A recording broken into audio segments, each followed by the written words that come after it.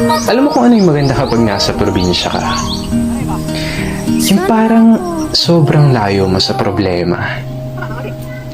Yung manghuni ng ibon, sariwang hangin, na kahit sobrang bigat ng pakiramdam mo, kapag naranasan mo tong mga to, biglang mawawala na lang.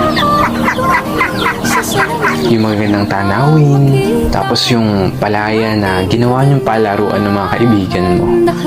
Sarap talagang bumuhay sa probinsya, no? Yung para talagang napakalayo mo sa problema. Yung parang napakalayo mo sa malupit na sistema ng mundo.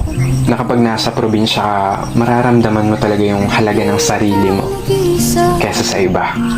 At mapapasabi ka na lang na there's no place like home or like probinsya. At ikaw na nanonood nito ngayon, masaya ako at naparamdam ko sa'yo ang pamumuhay sa isang probinsya.